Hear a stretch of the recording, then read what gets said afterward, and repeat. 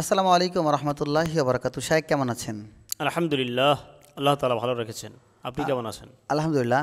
শাহেক, আমরা সাম্প্রতিক একটি বিষয় দেখলাম, ডক্টর মিজানুর রহমান আজহারী সাহেব তার নিজের ভেরিফাই পেজে একটি পোস্ট করেছেন যে জাহাঙ্গীরনগর মুসলিম ইউনিভার্সিটি।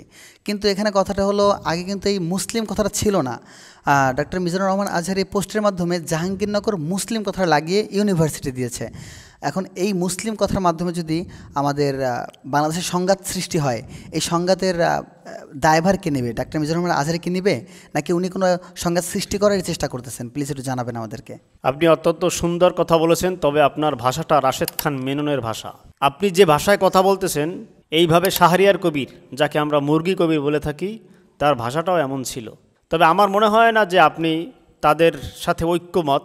আমার মনে হয় যে আপনি তাদেরই একটা মতব্যক্ত আমাদের সামনে করেছেন, অথবা তাদের প্রচারিত অপপ্রচারকে আপনি সামনে এনেছেন। একটা বিষয় মনে রাখতে হবে, এই জাহাঙ্গীরনগর ইউনিভার্সিটি 1970 সালে প্রতিষ্ঠা হয়। তখন এই জাহাঙ্গীরনগর ইউনিভার্সিটির সাথে মুসলিম শব্দটা যুক্ত ছিল, এবং 1973 সালে এই বাংলাদেশের কিছু সেকুলার মুসলিম শব্দটা কেটে দেয়। তার মানে মিজানুর রহমান আজহারী যে মুসলিম শব্দটা বলেছেন, যে জাহাঙ্গীরনগর মুসলিম ইউনিভার্সিটি, এটা মিজানুর রহমান আজহারী বলে নাই, এটা 1970 সালেই ছিল। সেটাকে এতদিন বলা হয় নাই, অথবা কেটে দেওয়া হয়েছিল। সুতরাং মিজানুর রহমান আজহারী যেটা বলেছেন, তিনি আমাদের অতীত ঐতিহ্য ইতিহাস পুনরাবৃত্তি করেছেন, আমাদেরকে স্মরণ করিয়ে দিয়েছেন, এজন্য তাকে ধন্যবাদ জানাই। 2 নম্বর, বাংলাদেশে এই যে ঢাকা ইউনিভার্সিটি, সেখানের জায়গা দান করেছে স্যার সলিমুল্লাহ, তিনি কিন্তু একজন মুসলিম। এবার আপনার কাছে প্রশ্ন, ঢাকা ইউনিভার্সিটিতে হিন্দু, বৌদ্ধ, খ্রিস্টান তারা কি পড়াশোনা করে না? অবশ্যই করে। সুতরাং মুসলিমরা দান করলে অথবা মুসলিম নাম লাগাইলেই পরে যে অমুসলিমরা ভর্তি হতে পারবে না, হিন্দু, বৌদ্ধ, খ্রিস্টানরা সেখানে স্টাডি করতে পারবে না, বিষয়টা এমন নয়।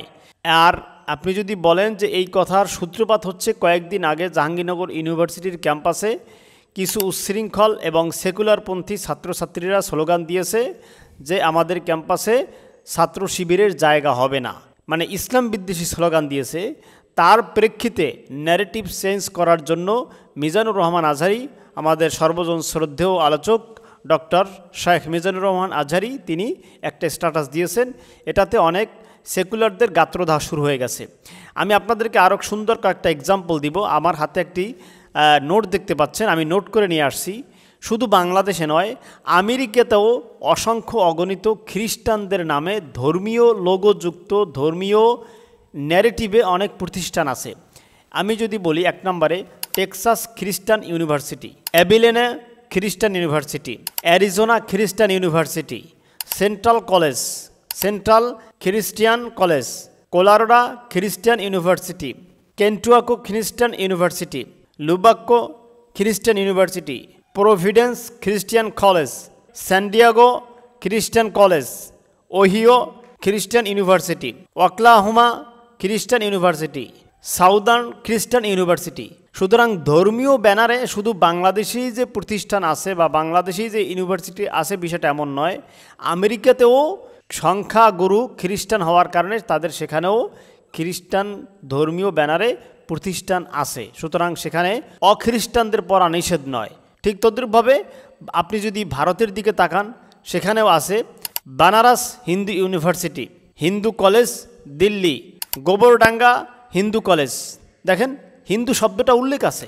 সুতরাং কোনো ধর্মীয় লগো থাকলেই যে সেটা সাম্প্রদায়িক হবে, বিষয়টা এমন নয়। শুধু তাই নয়, ওই ভারতে আলিগড় মুসলিম বিশ্ববিদ্যালয় আছে। দেখেন, ভারত একটা হিন্দু প্রধান রাষ্ট্র, সেখানে একটা বিশ্ববিদ্যালয় পর্যন্ত আছে যে আলিগড় মুসলিম বিশ্ববিদ্যালয়। আমি বলবো যে যারা এই প্রচার করতেছে যে মিজানুর রহমান আজহারী বাংলাদেশে সাম্প্রদায়িক দাঙ্গা লাগাতে চায়, জাহাঙ্গীরনগর ইউনিভার্সিটিকে শুধুমাত্র মুসলমানদের পড়াশোনার আশ্রয়স্থল করতে চায়, তাদের ধারণা ভুল, অথবা তারা ইচ্ছা করেই ভুল ন্যারেটিভ প্রচার করতেছে। আশা করি আপনার জবাব আপনি পেয়েছেন।